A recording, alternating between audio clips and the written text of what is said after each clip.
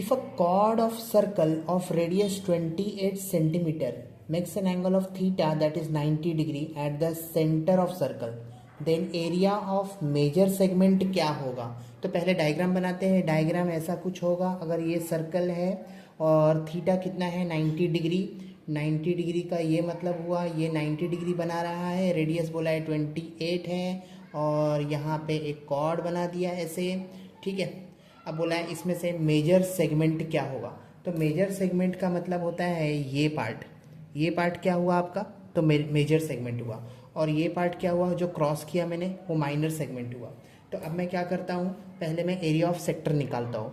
Area of sector which is equal to what, theta by 360 into pi r square. Theta कितना दिया है तो दिख रहा है यहाँ पे 90 डिग्री. तो 90 अपॉन 360 इंटू पाई मतलब 22/7 इंटू आर का स्क्वायर. आर मतलब रेडियस. तो 28 इंटू 28.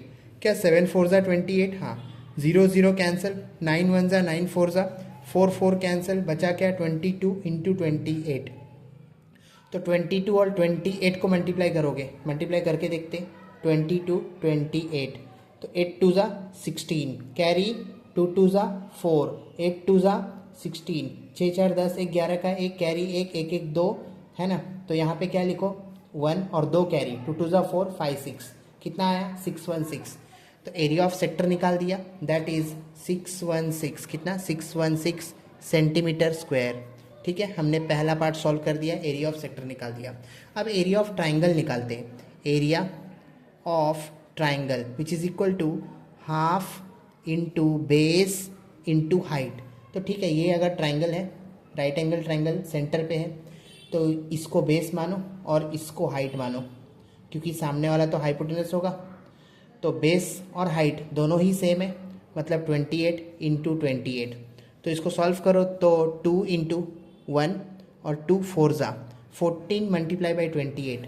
तो 14 मल्टीप्लाई बाई 28 क्या देगा आंसर में. 8 4 ज़ा 32. 3 बचा और फिर 4 2 ज़ा 8 होता है. 8 1 ज़ा 8 होता है. 8 8 16 17 18 19 का 9 कैरी 1 बचा वो बाद में डालो. तो 9 को इधर लिखो. 2 1 ज़ा 2 + 1 3. कितना आया 392. लिखा 392 centimetre square. Area of triangle ढूंढ दिया. अब मैं निकालता हूँ area of circle. Area of this given circle. Area of circle.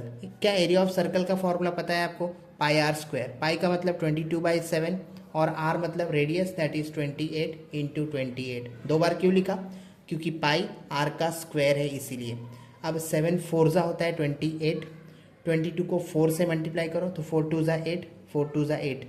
बचा क्या तो 88 इंटू 28. 88 इंटू 28 को मल्टीप्लाई करोगे you will get the area of circle.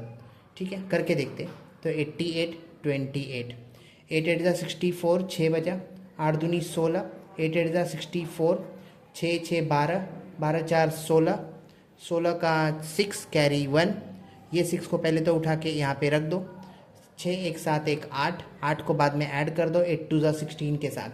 तो 8 2 ज़ा कितना हुआ 16. तो 16 + 8. 8 और 6 14 का 4 1 2. कितना 2464. 2464 centimetre square area of circle आया. अब क्या निकालो area of this minor segment. Minor segment जिसमें मैंने क्रॉस किया. Area of minor segment. Area of minor segment क्या होगा. तो एरिया ऑफ माइनर सेगमेंट होगा area of sector minus area of triangle. ठीक है. एरिया ऑफ सेक्टर है आपके पास कितना है 616. कितना है 616. तो लिखो 616. एरिया ऑफ ट्राइंगल कितना है तो 392. 392.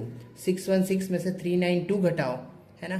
तो इधर यहाँ पे करूँ 616 minus 392. 6 minus 2 is how much. That is 4. Now this becomes 11.